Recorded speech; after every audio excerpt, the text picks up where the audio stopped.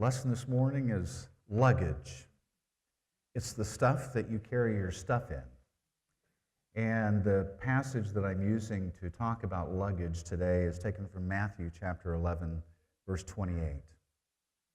It says, "Come to me, all of you who are weary and carry heavy burdens, and I will give you rest."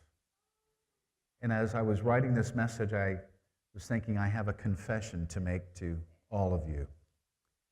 I don't really know exactly how to travel light. I've tried. I really, really have tried. But the conflict in my life is not just the traveling light part, but I want to be prepared, kind of like a Boy Scout. So I need to be prepared for things like a church message, let's say, or be prepared for court, or maybe for the zombie apocalypse that apparently is on our doorstep. I need to be prepared to maybe parachute behind enemy lines. I need to be prepared to play in the next rugby tournament. And then if by some odd chance I should meet the Dalai Lama on the airplane, and if he should invite me to dinner, then I would be glad to take him up on his invitation because I carry snowshoes just in case. Because I think we have to be prepared, right? And that's why I just really don't know how to travel lightly. The truth is, there's a lot about travel that I really don't know. For instance, I don't know how to interpret these restrictions on these frequent flyer miles and stuff that you can get, these restrictions sometimes called Super Saver seats or Super Saver fares that you can purchase. I mean, it seems like the last time I looked at one, it said that I can fly half price if I leave on a Wednesday during bass season and return on a full moon in a non-election year. I mean, the restrictions on these things are crazy. You never get to take advantage of them.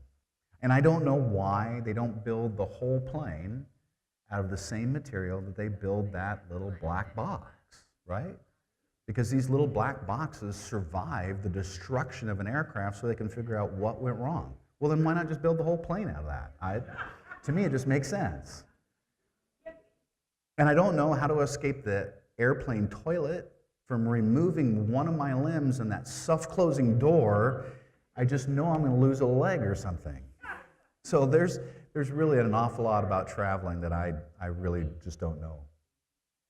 I don't know why men would rather floss a crocodile than ask for directions. I don't know why vacation slides aren't used to cure insomnia. And I don't know yet when I'll ever learn my lesson about not eating foods whose names I cannot pronounce. But most of all, the truth is I just don't know how really to travel very lightly.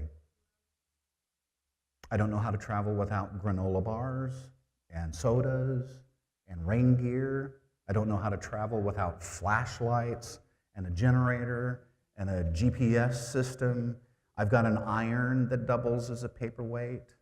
I've got a hair dryer that's the size of a coach's whistle. I've got a Swiss Army knife that expands into a pump tent. And I've got a pair of pants that will inflate upon impact. See, I just really don't know how to travel light. But I really do need to learn that lesson. And you're probably thinking, well, why can't I just do that? Randy, why can't you just loosen up? Why can't you just enjoy a journey without carrying so much stuff? I mean, why don't you just drop all of that luggage? And if you're asking that question, I'm glad you did, because I'd like to ask you the same. Because haven't you, at least on occasion, been known to pick up a few odd bags on your own? Odds are you may have even done it this very morning. Somewhere between the first step onto the floor out of bed and the last step out the door, you probably grabbed some luggage. You stepped over to the bag carousel and loaded up. And you don't probably remember stepping to the bag carousel And the reason is because we pick up these bags without really thinking. And then you're thinking, well, I don't remember seeing the terminal in which the bag carousel is located. And that's because the carousel that I'm talking about is not the one that's in the airport. It's the one that's here in your head. And the bags that we grab are not made out of leather. They're not Samsonite. They're made of burdens. The suitcase of guilt. A sack of discontent. Maybe a duffel bag of weariness on one shoulder and a hanging bag of grief on the other. Add on a backpack of some doubt, an overnight bag of loneliness, and then throw in for good measure a trunk full of fear. Pretty soon you're pulling more stuff than a Southwest skycap, right? No wonder you and I are so tired at the end of the day, because lugging luggage is exhausting. And what you may have been saying to me, God is saying to you. Set all that stuff down, child. You're carrying burdens that you don't need to bear. Jesus said in Matthew chapter 11, verse 28, "Come to me," Jesus invites, "all of you who are weary and have heavy burdens, and I will give you rest." You know, if we will just let him, God will lighten our loads. Okay, well, that's all well and good, Randy. You can tell me that. God will lighten my load. How is that going to happen? Well, then I want you to consider the 23rd Psalm. The Lord is my shepherd. I shall not want. He makes me to lie down in green pastures. He leads me beside the still waters. He restores my soul. He leads me in the path of righteousness for his name's sake. Yea, though I walk through the valley of the shadow of death, I will fear no evil, for you are with me. Your rod and your staff, they comfort me. You prepare a table before me in the presence of my enemies. You anoint my head with oil. My cup runneth over. Surely goodness and mercy shall follow me all the days of my life, and I will dwell in the house of the Lord forever. I'm just thinking, do more cherished words exist than the 23rd Psalm? I mean, that psalm is framed and hung in hospital hallways. It's scratched on prison walls. It's quoted by young people, and it's whispered by the dying. In these verses, sailors have found finally a safe harbor. A frightened person has perhaps found a father. And strugglers in these verses have found a friend. And because the passage is so deeply loved, it's also widely known. Can you find a pair of ears upon who those words have probably not fallen? I guess maybe, but I don't think that's very likely, because it's been set to music in 100 different songs. It's been translated into 1,000 different languages, and it's domiciled in 1,000,000 hearts, and maybe one of those hearts is your own. So the question is, what kinship, what relationship do you have with those words? Where do those verses transport you? To a fireside, maybe? To a bedside? Perhaps to a graveside? Hardly a week passes that I don't say them, or at least some of the verses, kind of depending upon my own personal circumstances. It's like a wonder drug to a physician, and it's a balm that can be applied to the heart of a friend. Summoned to his house with the words, "The doctors aren't giving him more than a few days." Perhaps you look at him and you understand. The face is pale, the lips are parched, they're stretched, His skin is draping off his bones, kind of like old umbrella cloth off some spokes. The cancer has just taken too much. It's taken his strength. It's taken his days. It's taken his appetite. But it hasn't taken his faith. So pulling a chair closer to this person's bed, maybe you squeeze his hand, and then you whisper, "The Lord is my shepherd. I shall not want." And he rolls his head towards you as if to welcome these words. He makes me to lie down in green pastures. He leads me beside still waters. He restores my soul. He leads me in paths of righteousness for his name's sake. And then reaching the fourth verse, and fearful that your friend may not hear, you lean forward a little bit further, maybe just a couple inches from his ear, and say, "Though I walk through the valley of the shadow of death, I will fear no evil, for thou art with me. Your rod and your staff, they comfort me." And your friend doesn't open his eyes. He just simply arches a brow. He doesn't speak, but maybe his thin fingers wrap around your own. And you wonder if the Lord isn't helping him set some baggage down too. Perhaps the fear of dying. So the question I wanted to ask of you today is, do you have some luggage of your own? Do you think God might use David's psalm to perhaps lighten your load? Traveling light means trusting God with burdens you and I were never intended to bear. So today, I want you to try it. That's your homework assignment this week. Try it for the sake of the people that you love, like Brett was talking about. Try it because you don't know what impact that excess baggage may be having on your relationship with others. I saw a play one time in which they used a very dramatic presentation to make this point. So in this play that I saw, it was a wedding, and it was reenacted in which the audience would hear the thoughts going through the heads of the bride and the groom. And so when the play begins, you see the groom enter, and the groom enters burdened with all of this luggage. A bag dangles from every conceivable appendage off of the groom. Guilt, anger, arrogance, insecurities, all these bags are labeled.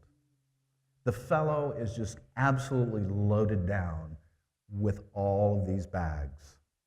And as he stands at the altar, the audience hears him thinking, "Finally, a woman who will help me carry all of my burdens. She is so strong. She is so stable. She is so capable." And as his thoughts continue, hers then begin. And then you see her enter, and she's dressed in this beautiful wedding gown, gorgeous bride. But like her fiancé, she's covered in luggage. Pulling a hanging bag, shouldering a carry-on, hauling a makeup kit. She even has a paper sack with like everything in it. And everything you could imagine, she's carrying with her, and it's all labeled too. So she has her own bags. And those bags are labeled prejudice and loneliness and disappointments. And her expectations of this wedding, listen to what she was thinking. Just a few more minutes and I'll have the man of my dreams. No more counselors. No more group sessions. So long discouragement, so long worry. I won't be seeing you anymore. He's going to fix me. And then finally, they stand together at the altar, lost in this mountain of collective luggage. They smile their way through the ceremony. They're all blissful, but when it comes time for the husband to kiss the wife now, the groom to kiss his bride. They can't. Because how can you embrace somebody when you're burdened down with all of this luggage? How do you embrace somebody when your arms are full of bags? And so for the sake, church, of those that you love, learn to set those bags down. And for the sake of the God that you serve, do the same. Because he wants to use you. You know that. God wants to use you in a very unique way. But how can he use you if you're exhausted? And that truth came home to me last year on a hike that I was on. So I'm preparing for this hike. As most of you know, I live in Ramona, kind of out in the East County. And I really, on that day, couldn't decide exactly what it was that I wanted to wear. The sun was out, but the wind was a little chilly. The sky was clear, but they were also predicting rain. So I'm thinking, well, should I bring a jacket or should I bring a sweatshirt? Well, knowing me, as I've now told you, I brought both. I also found, and this is a little old school, I know, an old MP3 player. I actually had several of them. Some are like loaded with music, some are loaded with like sermons and things. And I couldn't decide on my walk which one I wanted to listen to. So guess what? I brought both. Needing to stay in emergency contact with my wife and my kids, I carried my cell phone so no one would steal my car. I pocketed my keys. As a precaution against dehydration, I brought a bottle of water along with some change that I put in my pants pocket in case I needed to buy more water. Of course, where do you find kiosks selling water out in the middle of the East County? You don't. The truth is, I look a lot more like a pack mule than I look like a hiker. And within half a mile, I was peeling off my jacket, and then I just finally threw it into a bush, knowing that when I circled back toward the car, I'd pick up my jacket and put it in the car. And what I found out, church, is that kind of weight will slow you down. And what's true on a hike is true in your faith. God has a great race for you to run. Under his care, you will go to places you've never thought. And you will be doing things and serving him in ways that you have never even conceived. But you have to dump some of your stuff. Because how can you share grace with someone else if you're full of guilt on your own? How can you offer comfort to somebody if you're just consistently and constantly disheartened? How can you lift someone else's load when your arms are full with your own? For the sake of those that you love, please learn to travel light. For the sake of the God that you serve, again, please learn to travel light. And for the sake, honestly, of your own joy, you'd be much better off learning to do with less. Because there are certain weights in life, church, that we simply can't carry. And God, through his Son, Jesus Christ, is asking us to set them down and to trust him. He's the father, for instance, at the baggage claim. I don't know if you've ever seen this before, but have you been, deplaning and you're waiting at the baggage carousel, and there's a family, maybe they're going to Disneyland, and they are coming off the plane and they've just got a ton of luggage because they've got mom and dad and, let's say, 2 kids. And they got bags for everybody and then extra bags. And some of them were kind of heavy. And so what you see is this young child, maybe 5 years old, 6 years old, trying to pull that luggage off the carousel. And what do you think the dad says to him? The father will say to his son, "Set it down, child. I'll get that one." The father will say to his son what God is saying to you. Set that down, child. I've got that one. So let's take God up on his offer today, all right? We just might find ourselves traveling a little lighter. In fact, in 1 Peter chapter 5, verse 7, it says, unload all your worries. And for me, I substituted the word baggage. Unload all of your baggage or your luggage onto him because he cares for you. You can't go through this life burdened with all of this luggage and baggage and be of any earthly use to anybody else.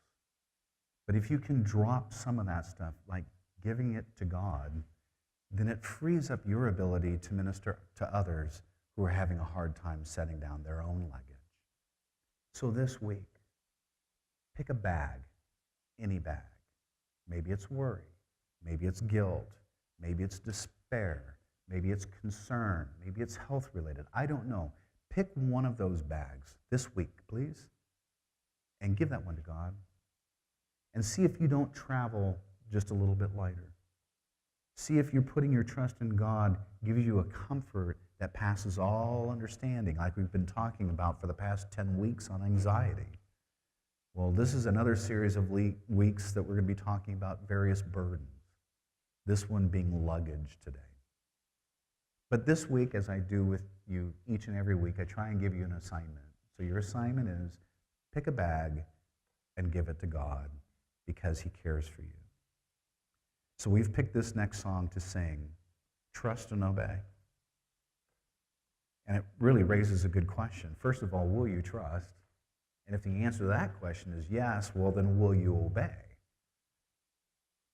But as the song says, there's no other way to be happy in Jesus but to what? Trust and obey. So pick a bag this week, give it to God, trust him, and then obey. Let's stand. We'll sing this last song.